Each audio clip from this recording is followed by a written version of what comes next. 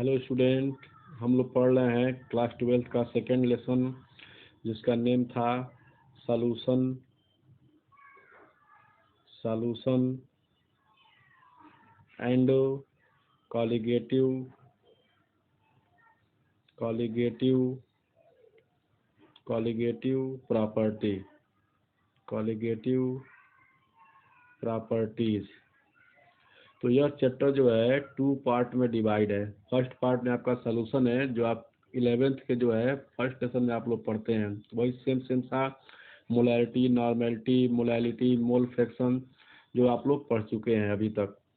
अब इसका जो सेकेंड जो इसका पार्ट है कॉलिगेटिव प्रॉपर्टी, इसको हमको अब पढ़ना है, डिस्कस करना है। ये आप लोग के लिए कुछ नया चीज़ है, ये आप लोग इसके पहले आप जो है नहीं पढ़े होंगे।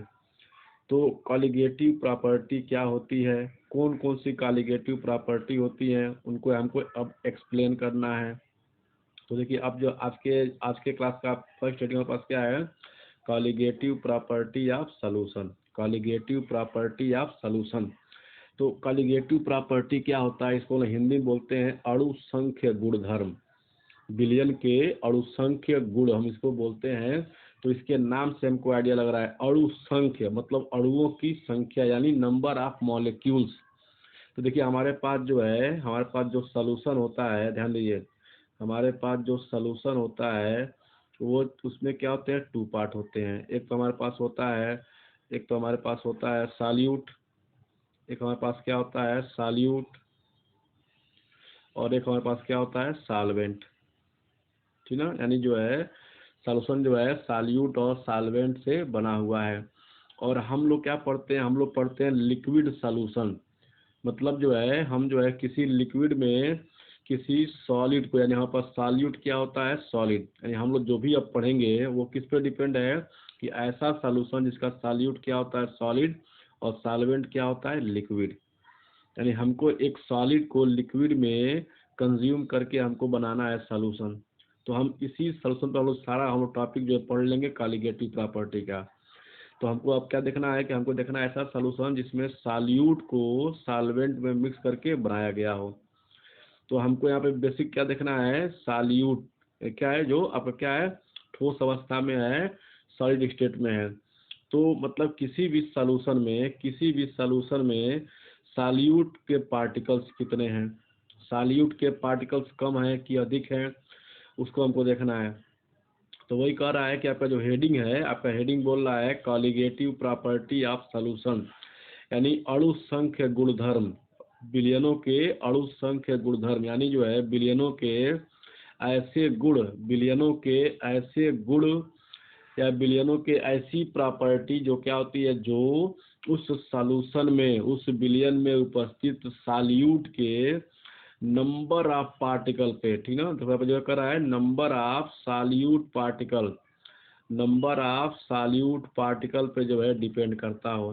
यानी सॉल्यूशन के वे सभी प्रॉपर्टी जो क्या होती हैं, जो सॉल्यूट के नंबर ऑफ पार्टिकल पे डिपेंड करती हैं। अगर नंबर ऑफ पार्टिकल आपका चेंज हो रहा है तो उसकी प्रॉपर्टी भी जो है चेंज हो जा रही है। यानी जो है सॉल्यूशन का कोई ऐसा प्रॉपर्टी जो सॉल्यूट का नंबर चेंज होने से चेंज हो जाए, यानी उसके कम्प्लीटली उसी पे डिपेंड है कि उसके कितने पार्टिकल है तो उसका इतना वैल्यू होगा, पार्टिकल चेंज किया उसका वैल्यू जो है चेंज हो गया।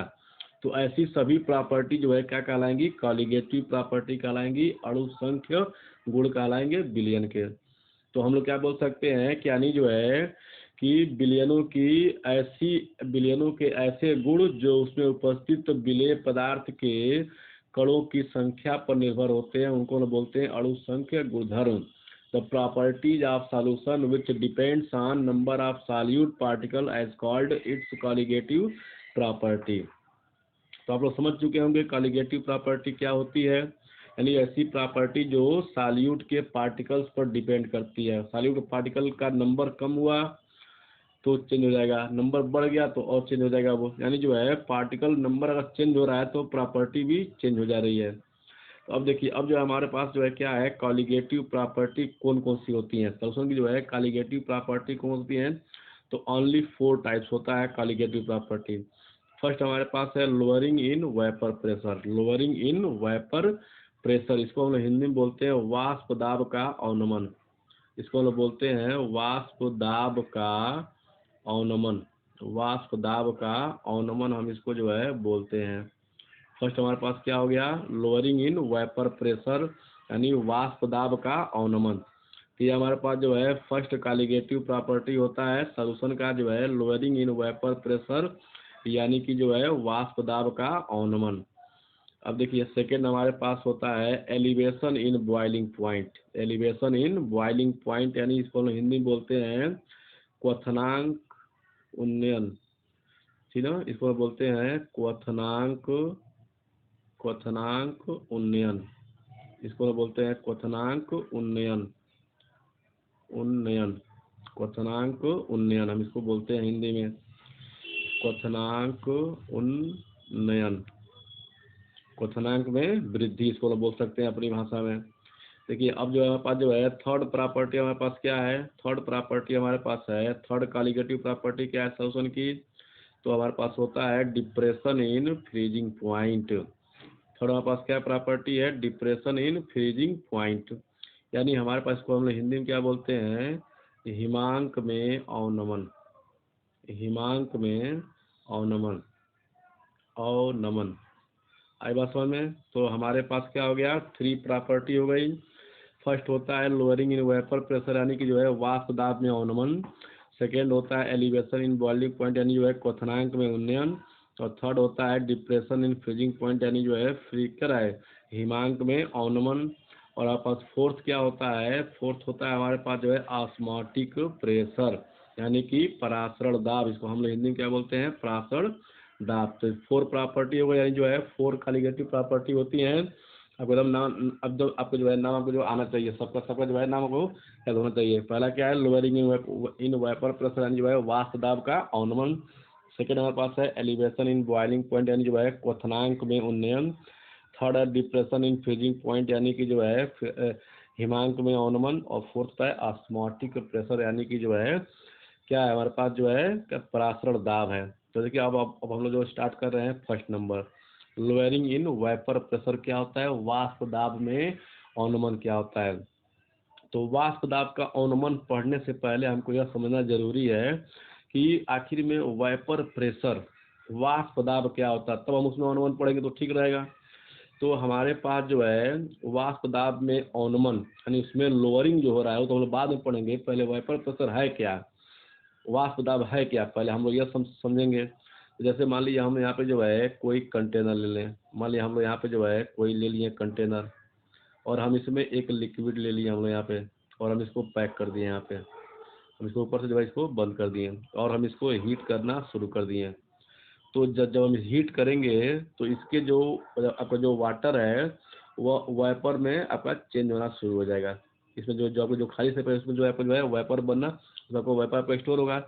तो ये जो प्रोसेस है इसको हम लोग बोलते हैं इवेपोरेशन, इसको हम लोग बोलते हैं इवेपोरेशन, इवेपोरेशन यानी कि वाष्पन, यानी जो है इसका वाष्पन हो रहा है, उसमें वाष्प जो है इसमें जाके जो है स्टोर हो रहे हैं और कुछ देर बाद जो है ये आपका जो वेपर है वो जो है इसमें फिर आके जो है आके गिर जाएंगे जल में, इसको बोलते हैं हम लोग कंडेंसेशन, कंडेंसेशन, कंडेंसेशन यानी जो है क्या हो रहा है, यानी जो है किसी भी हम लोग क्लोज कंटेनर में यानी कि बंद पात्र में हम किसी लिक्विड को गर्म करेंगे, लिक्विड को हम लोग हीट करेंगे तो उसमें जो है आपका दो होगा प्रोसेस, एक होता है हमारे पास जो है इवेपोरेशन यानी कि जो है वाष्पन और एक होता है संघनन यानी कि कंडेंसेशन।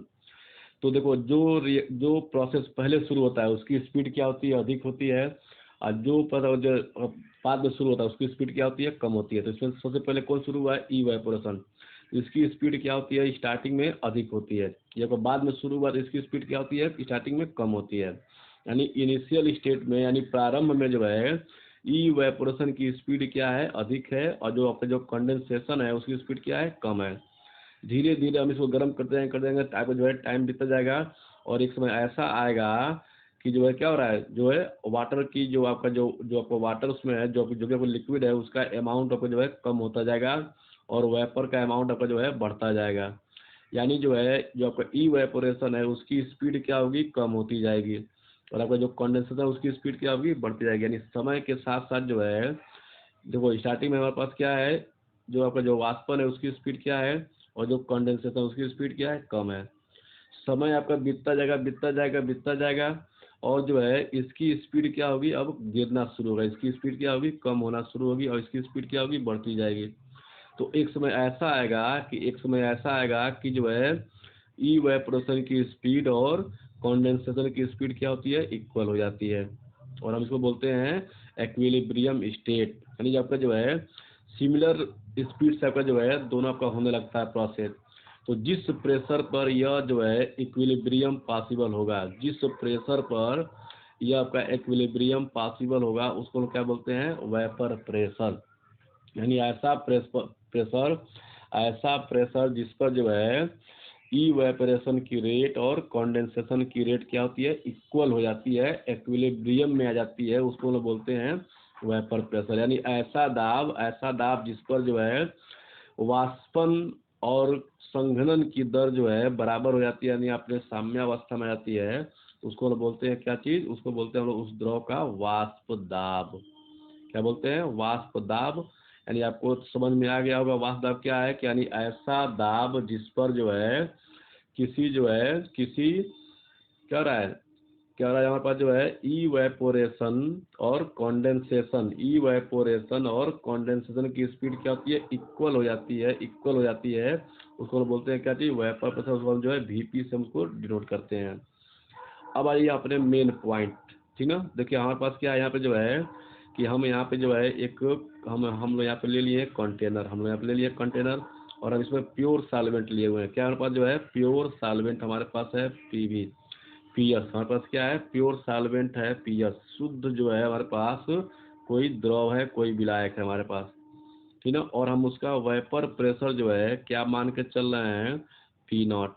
और हम इसमें जो है कोई नॉन वोलेटाइल सॉल्यूट हम इसके अंदर जो है मिक्स कर रहे हैं, NVS, नॉन वोलेटाइल सॉल्यूट, मतलब जो है अवाष्पशील विलेय पदार्थ। मतलब जो है जिसका वाष्पन न हो, गर्म करने पर उसको वाष्पन जो उसका न हो। जैसे मान हमारे पास क्या है, चीनी, सुक्रोज, ठीक ना। चीनी क्या हमारे पास है, नॉन वोलेटाइल सॉल्यूट है, यानी जो है अवाष्पशील ठोस पदार्थ है। फिर हमारे पास क्या है, नमक, ठीक है, हमारे पास क्या है, अवाष्पशील पदार्थ है। ग्लूकोज हमारे पास क्या है, अवाष्पशील पदार्थ है। यूरिया हमारे पास क्या है, अवाष्पशील पदार्थ है। इनका वेपर जो है कभी नहीं बनता है। तो हमारे पास जो है एक प्योर सॉल्वेंट है, दिख रहा है आपको डायग्राम में कि हमारे पास एक प्योर सॉल्वेंट है, और हम उसमें जो है एक नॉन वोलेटाइल सॉल्यूट, एक अवाष्पशील विलेय पदार्थ, यानी कि हम उसमें चीनी मिला दें या नमक मिला दें या ग्लूकोज मिला दें, फ्रुक्टोज मिला दें या यूरिया मिला दें, तो क्या देखते हैं कि आपका जो सॉल्यूशन बन जाएगा उसका वेपर प्रेशर जो है कम हो जाता है उस सॉल्वेंट के कंपेयर में। ऐसा में दिखा यहाँ पे जो है VP इक्वल टू क्या है, पी नॉट, ठीक ना। अब उसको हम क्या माने हैं, मोर अमाउंट में माने, अधिक है, यानी जो भी यहाँ पे जो है वो अधिक है। और जैसे हम उसमें NVS यानी नॉन वोलेटाइल हम मिला रहे हैं, चीनी मिला रहे हैं, नमक मिला रहे हैं, यूरिया मिला रहे हैं, तो जैसे आपका बड़ा सोल्यूशन उसकी VP क्या होती है, कम हो जाती है। उसका जो आता है PS, और वहाँ पर जो आपका सॉल्वेंट है उसका VP क्या है, पी नॉट। जो आपका जो सोल्यूशन बना है उसका क्या है, PS है। यानी जो है जैसे हम सॉल्वेंट में किसी नॉन वोलेटाइल सॉल्यूट को मिलाते हैं, किसी अवाष्पशील पदार्थ को मिलाते हैं, तो बनने वाले सॉल्यूशन का वाष्प दाब यानी PS क्या होता है, कम हो जाता है, ठीक है। यानी हमारे पास जो पी नॉट है, पी नॉट जो सॉल्वेंट का वेपर प्रेशर वो क्या है, अधिक है, और जो बना है सॉल्यूशन उसका वेपर प्रेशर क्या है, कम है।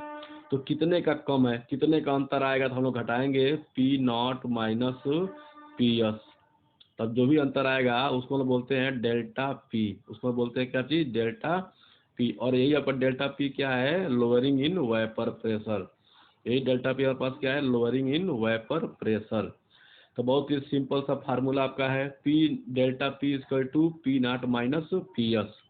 आई बात समझ में। यानी जो है बहुत ही आसान चीज है कि आप कोई प्योर सॉल्वेंट लेंगे और आप उसका वेपर प्रेशर आप जो है कैलकुलेट जो है फाइल उसको लिख लेंगे कहीं कि हाँ इसका इतना वेपर, इसका जो है इतना वेपर प्रेशर है। मान लीजिए आपका 10 ATM, मान लीजिए आपका जो है आप जो है कोई सॉल्वेंट लिए हैं और उसका वेपर प्रेशर क्या है, 10 ATM है। उसके बाद चीनी मिला देंगे, चाहे नमक मिला देंगे, चाहे यूरिया मिला देंगे, तो क्या देखते हैं उसका जो है वेपर का घट के जो है आपका 8 atm हो जा रहा है। ये जो कमी आ रही है यहाँ पर जो डिक्रीमेंट हो रहा है इसी को हम क्या बोलते हैं, लोअरिंग इन वेपर